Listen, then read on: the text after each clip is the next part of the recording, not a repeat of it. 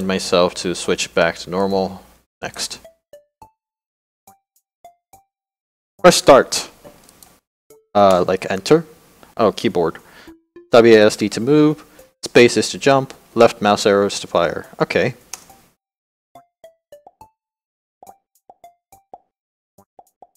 Did I just eat stuff? Oh, was I?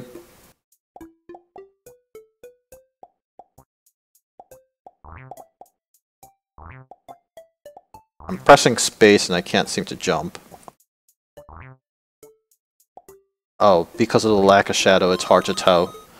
Ah, purple one. Alright, well, let's try that again.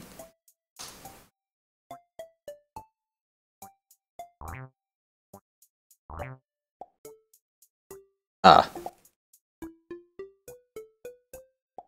So this is basically Hungry Hungry Hippos.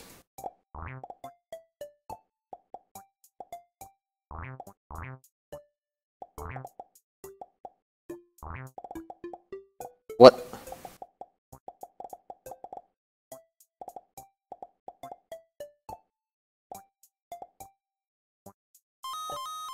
Yay, I win! Okay, so the fact that I can't see the score of the other CPUs is kind of not fun.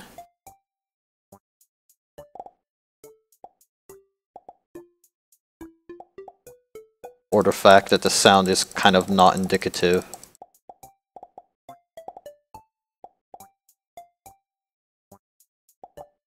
I do see the fact, though, the whole point of the game being, like, go for the largest building first and start consuming as fast as possible.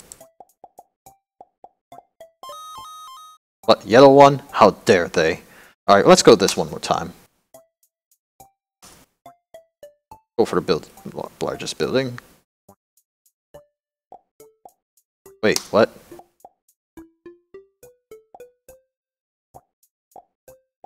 It looked like I wasn't in control of anything. I think I lost this one too.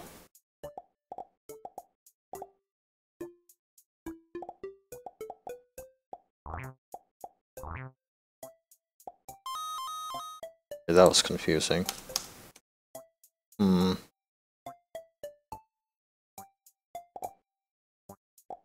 Are they all computers now playing? Yeah, they are all computers. Okay, that's really confusing. No wonder why this part was so confusing.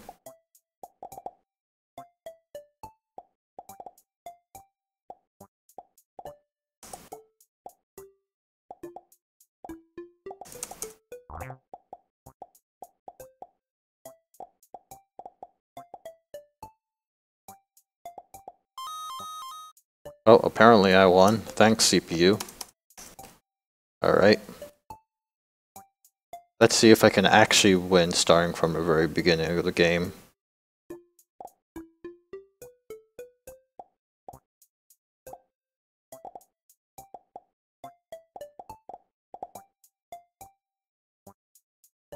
Yeah, I pretty much got this on the bag. So clearly I feel like this game was meant to be a multiplayer game.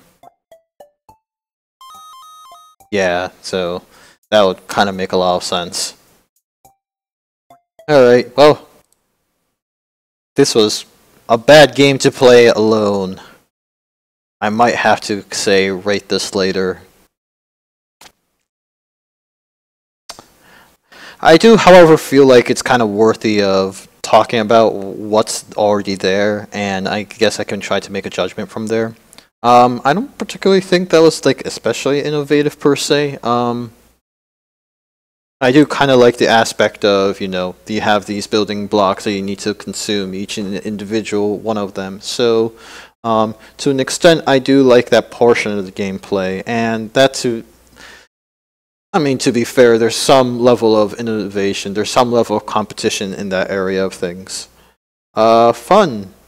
Yeah. This is the part where, unfortunately, I didn't have as fun. Largely because I felt like a lot of my actions didn't have haptic didn't have like the kind of feedback, the kind of like oomph that I want, that I expect from a lot of other polished games. it was hard to tell with the fire. You know, when you're trying to throw a bunch of fire, for example, attack, it's hard to tell whether you actually hit something. There's also the fact that jump is really hard to see without any shadows going on. I don't know if the shadow issue was largely because of the graphics quality, but I had a little trouble reading depth as a consequence of that. Theme, very generic take on the theme. The graphics was pretty good, actually. I liked it. Had a very Crossy Road aesthetic. The audio was really repetitive, to be completely honest. There was no humor, and the mood, you know, it's a bit cutesy. I take it kind of like that. Honestly, the fun factor for me is going to be the big factor here, and I unfortunately didn't quite have as much fun with the game.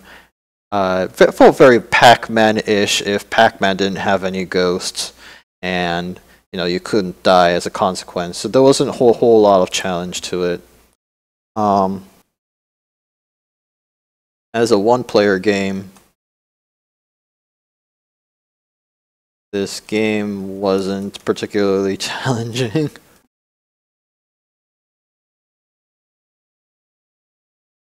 Against the CPUs.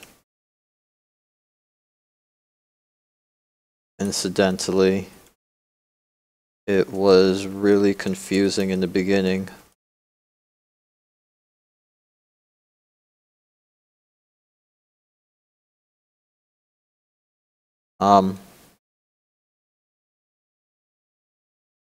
Basically felt like Pac-Man with a ghost that simply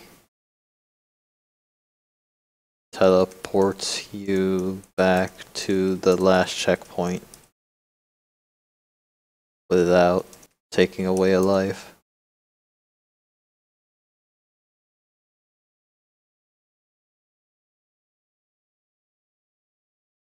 Incidentally, it was really confusing in the beginning when all the CPU takes over. I wasn't expecting for the game to start before I hit the enter key.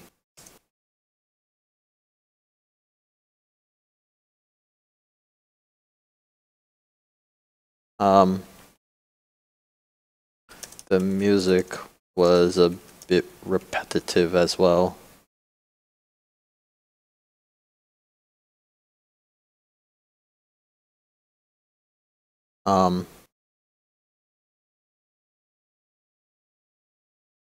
For some reason, my game, when I played, there were no shadows, so jumps were hard to tell. Additionally, fire location, firing,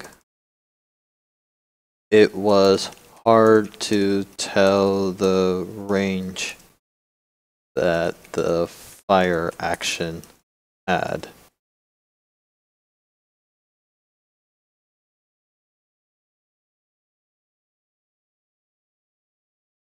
Without the shadows, it was hard to tell whether the fire action did anything,